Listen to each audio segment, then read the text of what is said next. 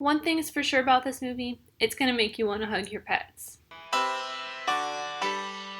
Hey, I'm Amy and welcome back. We got little Lou, not so little Lou, here today to talk about The Secret Life of Pets 2. I was kind of excited for this movie. I think it was one of my most anticipated movies of the year. Like, not necessarily top 5. I don't remember for sure. It could be in my top 5 because I actually really loved the first one. I thought it was super adorable, even though I'm like not really into kids movies anymore. I don't know, they just have not really been hitting it with me, if that makes any sense. But I was very excited for this one, mostly after I found out that Harrison Ford was going to be in it. Otherwise, I was just like, meh, it's going to be okay. So I was really in this for Harrison Ford, and Harrison Ford did not disappoint. Okay, Luna is just not wanting to help. Anyways, this movie is very cute. It is exactly what you think it is going to be. It is going to be an animated movie about the secret lives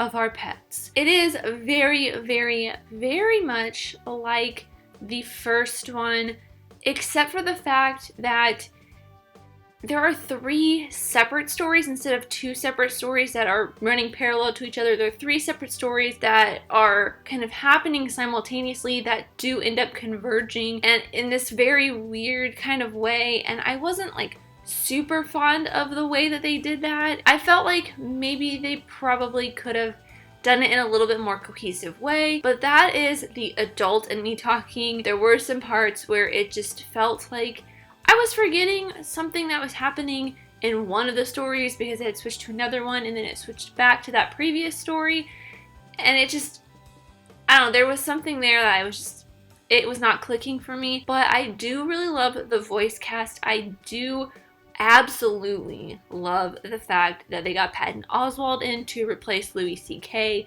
He did a fantastic job, and I wish they had had him for the first Secret Life of Pets movie, because Louis C.K., and this is not because of what happened with Louis C.K. that I did not like his voice as much in the first one. It was because I just really did not like his voice that much in the first one. His voice acting was okay. I mean, Eric Stonestreet really stole the show as Duke in the first one, and of course Kevin Hart as Snowball the Bunny, which I was kind of upset that Eric Stonestreet wasn't in this as much as Duke as he was previously. And spoiler alert, Harrison Ford isn't in this as much as you would hope either, but it's also Harrison Ford, so he's probably super expensive, so they probably couldn't put him in as much. But the character that he plays is so perfect. It is such a Harrison Ford dog character, and I loved it. I absolutely loved it. They could not have picked a better choice, a better dog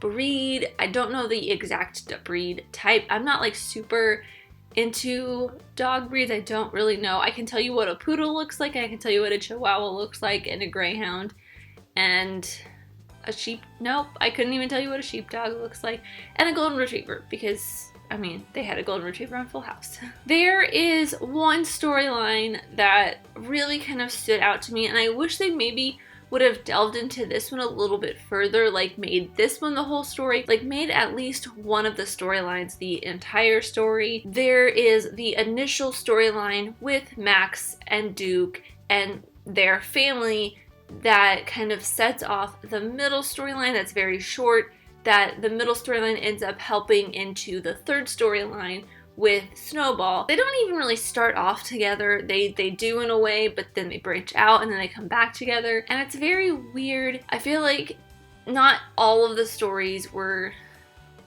I guess all the stories were necessary in some parts, in some ways, but I feel like if they had kind of stuck more to one story versus having these 3 different ones, it would have been a little bit more cohesive. But anyways, the third storyline with Snowball the Bunny and Tiffany Haddish's new character, Daisy, was probably the most interesting concept to me because, and this is a slight spoiler, it revolves a lot around the trafficking of wild animals, specifically big cats, which is something that is kind of near and dear to my heart because I absolutely love big cats, and I hate seeing them caged up like they would in this movie, a circus, or in somebody's like home or something, which is just terrible. It's so bad. I really wish they had kind of delved into that more, although the villain of the entire movie, which is basically the villain of this specific plotline, was a human, and it felt very weird. He did have like wolves that were a part of his villainy and a monkey. If they didn't really necessarily introduce the villain human character as much as they did,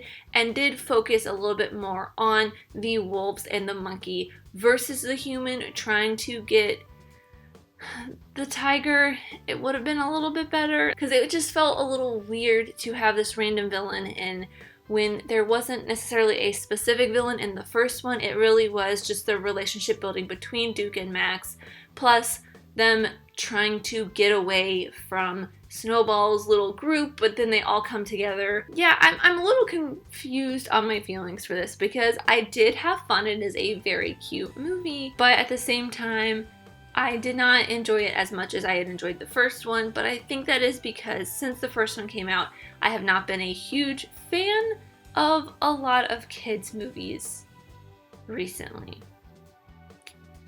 So that's what you can take as my word for this film. Rewatch score?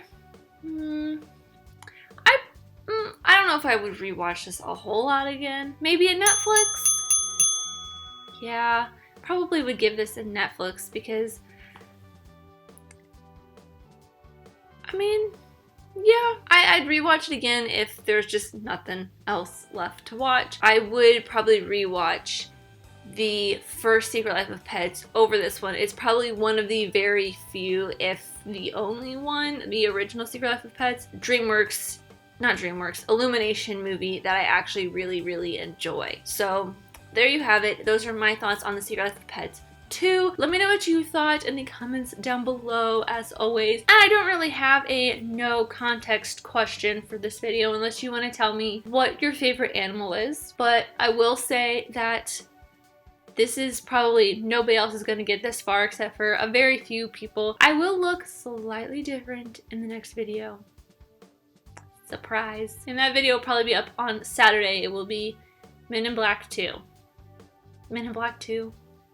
Men in Black International.